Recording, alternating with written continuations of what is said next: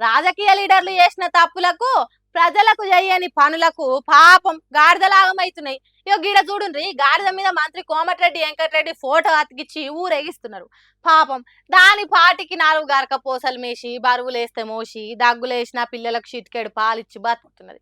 గసొంటి గాడిదికి మంత్రి వెంకటరెడ్డి ఫోటో అతికిచ్చి ఆడిచ్చుడు న్యాయమేనా? ఏం ఊరేగింపో ఏం పాడో గాని గాడిదని తిప్పల పెడుతున్నారు.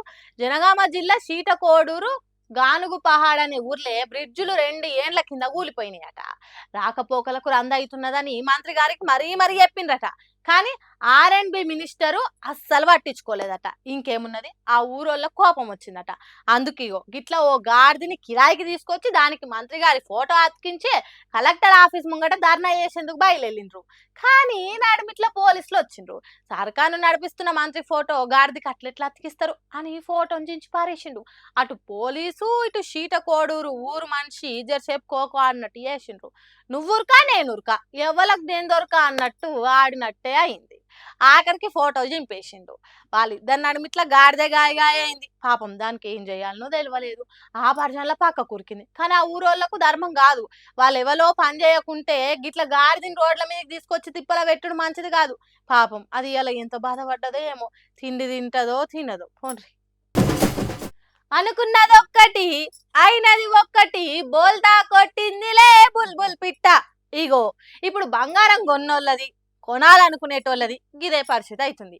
ఎందుకంటే మొన్నటి దాకా ఇక బంగారం రేటు మొగుల మీద కురుకుతూనే ఉంటది. తగ్గుడు చాలా కష్టం అన్నారు. తెల్లారే ఏమైంది, జరం తగ్గుయింది ధర. మళ్ళా 2 రోజులకే పెరిగింది. ఇప్పుడేమో మళ్ళా అగ్గుతుంది అంటుర్రు.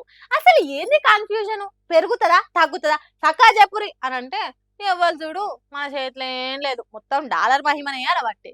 గదేంది గిదేం రూలు అని మనం ఎంత మొత్తుకున్నా అదే వాస్తవం. కాబట్టి ఆడ డాలర్ రేటు పడిపోతే ఈడ బంగారం ధర మొగుల మీద కురుకుతుంది. ఆడ డాలర్ విలువ పెరిగితే ఈడ బంగారం ధర అగ్గుతుంది అన్నట్టు. దీని వెనుక ఇంకో ముచ్చట ఏంటంటే రష్యా ఉక్రెయిన్ నడుమ గొడవలు తగ్గుడు, ట్రంప్ జిన్పింగ్ నడుమ చర్చలు సాఫీగా సాగుడు, ఇంకో దిక్కు పండుగల సీజన్ కూడా ఓడుస్తుంది. కాబట్టి ఇవన్నీ కలిపి బంగారం ధర అగ్గడానికి కారణాలని వినబడుతున్న ముచ్చట. ఇంకోటి, ధర పెరిగినప్పుడల్లా ఈ వెండి ధర అంతకంటే ఎక్కువ స్పీడ్ తో దూసుకుపోయింది కదా. ఇప్పుడు అదే ఈ స్పీడ్ తోని కూడా తగ్గుతుందట.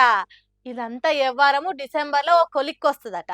ఇక ఎండాకాలంలో లగ్గాలు పెట్టుకున్న వాళ్ళు ఇంకొన్నొద్దులు ఆగుండ్రి, ఏదో ఒకటి తేలినాక అప్పుడు కొందురు. గాని ఏందో ఏమో దేవుడా, ఎంత దిగినా లచ్చకైతే దిగకుండొచ్చు కదా అని పెద్దలు అంటున్న మాట. కాబట్టి కొనేటప్పుడు ఆలోచన చేసి కొనుర్రి, కొన్నాక భద్రంగా దాచుకోర్రి.